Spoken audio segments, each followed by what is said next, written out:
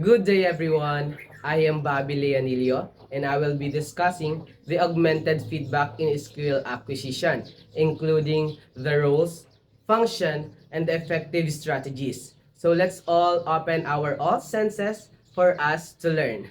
When we say augmented feedback, it's about the external information and it usually provided of our coaches, trainers, or teachers, and it helps us to improve our performance or our skills.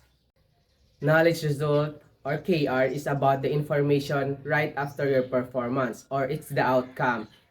For example, you miss your target for 2 inches and you almost won it, but you missed it.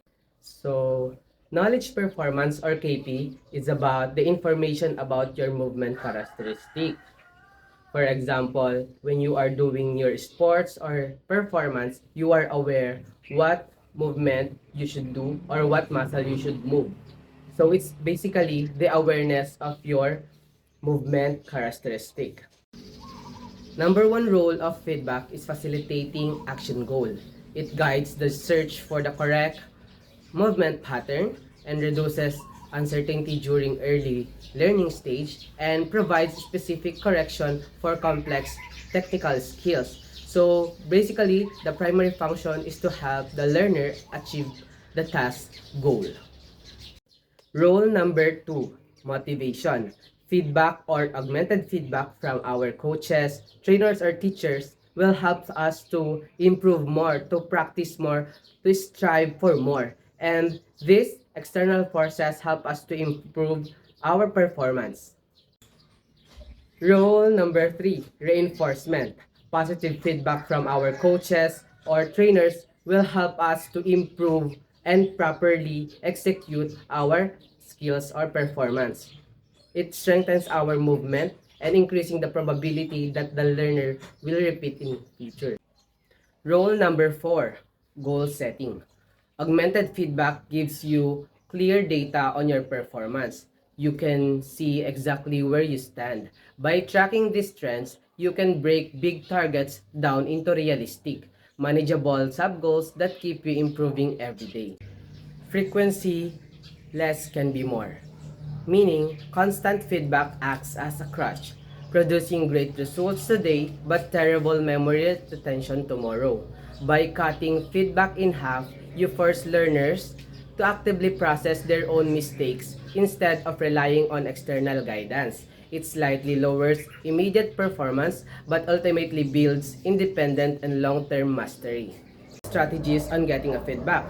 First is video analysis. It provides visual knowledge of performance by showing you exactly how you move.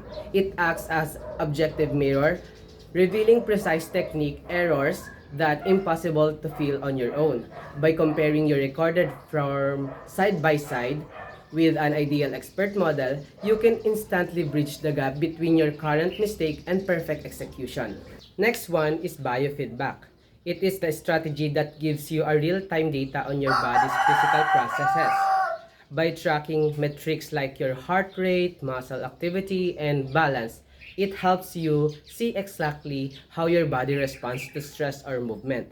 With this visual feedback, you can actively train your mind to control and improve your physical health. Next one is verbal cues. When coaching a movement, use prescriptive verbal cues to give your learner clear, immediate direction.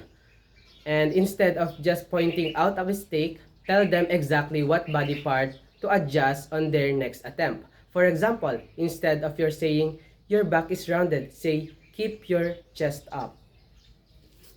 Think of this. The guidance hypothesis proves that if you get feedback on every single try, you become dependent on it.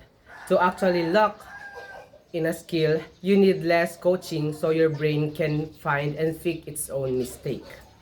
So that's all about the augmented feedback in skill acquisitions. Thank you for listening.